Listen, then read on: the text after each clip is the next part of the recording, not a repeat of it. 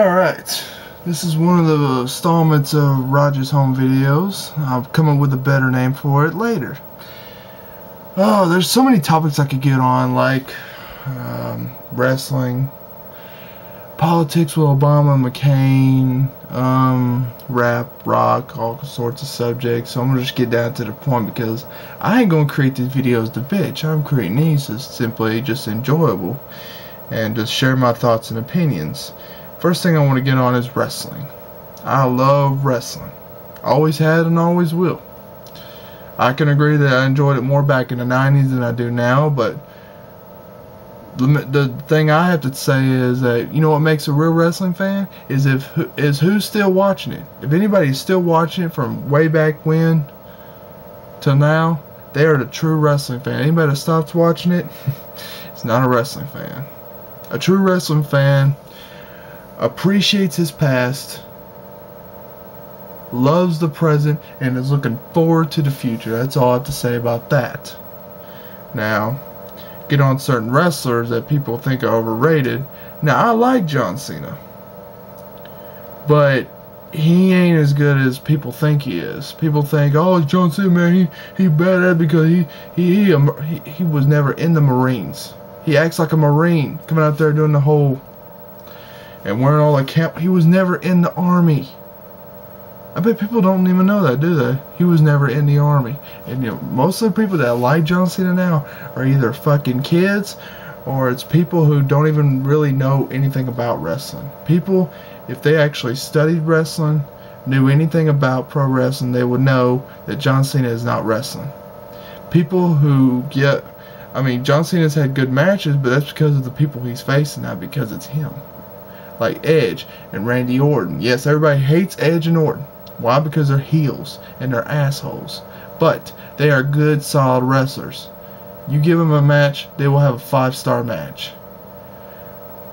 John Cena can. Not by himself. He is yet to have a 5-star WrestleMania match. The closest he's come is when he fought Triple H. That's because Triple H was in it. That was it. Randy Orton's had good matches at WrestleMania. He hasn't had a bad one yet. Against The Undertaker, 5 stars. Money in the Bank, he did awesome. When he fought in that triple threat match with Kurt Angle and Rey Mysterio, 5 star. And then same can be said about John Cena though. Then you got Hulk Hogan. Everybody, oh, Hulk Hogan's the greatest. No, he is the greatest entertainer of all time in wrestling. Not the greatest wrestler. In the 80s, 70s, that belonged to Ric Flair. Ric Flair is the greatest wrestler ever. I don't want him to come back because I believe if a wrestler is going to retire, he needs to retire and shut up. But Hulk Hogan was the greatest entertainer back in the 80s. And everybody talks about his big match with Andre the Giant at WrestleMania 3. So what? He slammed a boulder. He works out. He had biceps. Is that really such a shock? Come on now. And Andre the Giant, I respect the man for how big he is and how long he lived, but the fact is he was the most horrible wrestler you would ever see in your life. There was no reason why he should have ever been in a wrestling ring. He made that business horrible, but he did sell with Hulk Hogan. I give him credit. But the real wrestlers back in the 80s were like the Hart Foundation, the British Bulldogs. Macho Man worked his ass off and he didn't get a bigger cut than Hogan. That's bullshit. All Hogan did was movies and advertisement. Hogan's not as solid as all these other people. And then people get on, you know, Triple H and Shawn Michaels for having power.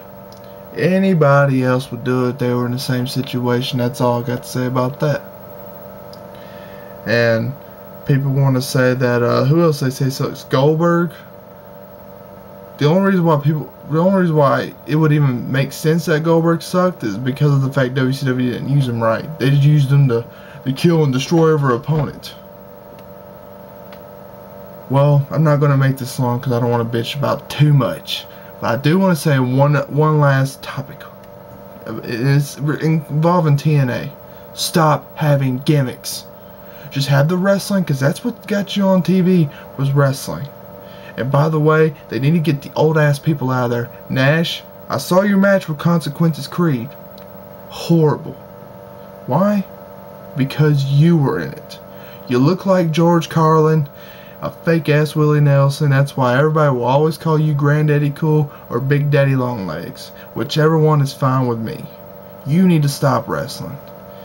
And Sting, you just need to stop. Okay? You're getting worse than Hogan. Hogan, at least if he comes back for a match a year, it's not the world title match. Thank God for that.